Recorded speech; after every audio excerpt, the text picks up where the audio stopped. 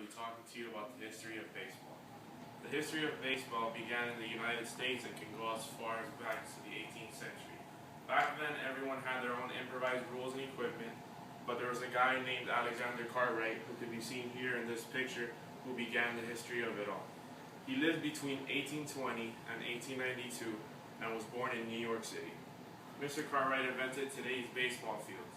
He was part of the New York Knickerbockers baseball club, and he and his club elaborated on the first rules, even if others are saying different versions of it.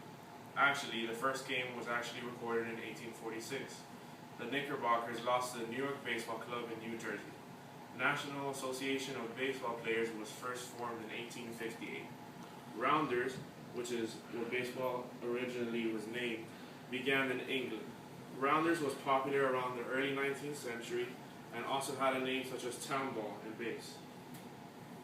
Here's a picture of old baseball from the 19th century. Rounders also had other names, and there are 9 players on each team where there are 4 bases, but they are tall sticks and not square bags. Rounders also have 5 to 7 innings where both teams take turns in the field.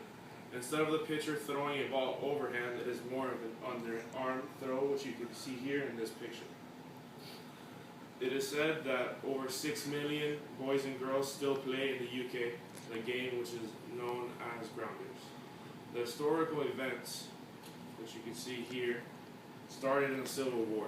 Baseball powered cricket because of its easiness to play, and cricket required finely cut grounds. First death incident in baseball occurred on the Cleveland Indians to somebody who was named Ray Chapman. He was hit in the head and passed away the next day. Since this happened, fans were spitting on and talking badly about the game of baseball. One of the early stars of the game was known as Babe Ruth.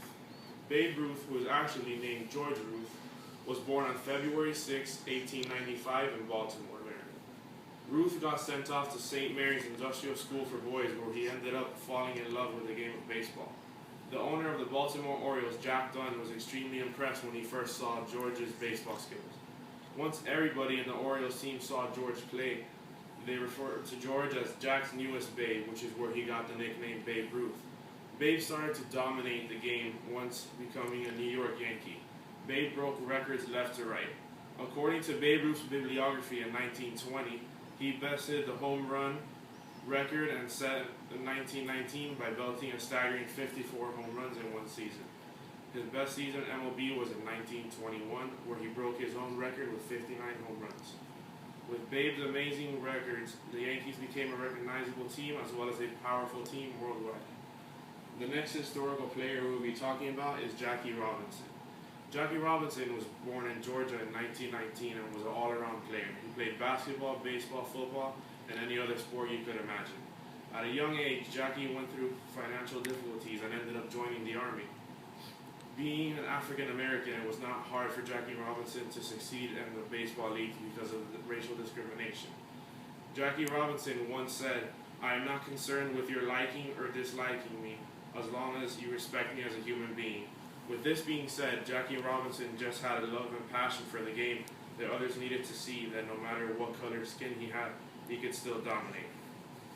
Next, I will talk to you about baseball hitting and the television.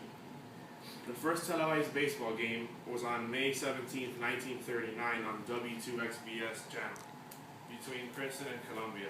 With everyone's enthusiasm about the popularity of the game being broadcasted, has actually created a lot more for baseball fans. In the late 1980s and 1990s, women and blacks started to broadcast and host baseball events. Next, I will talk to you about the baseball equipment.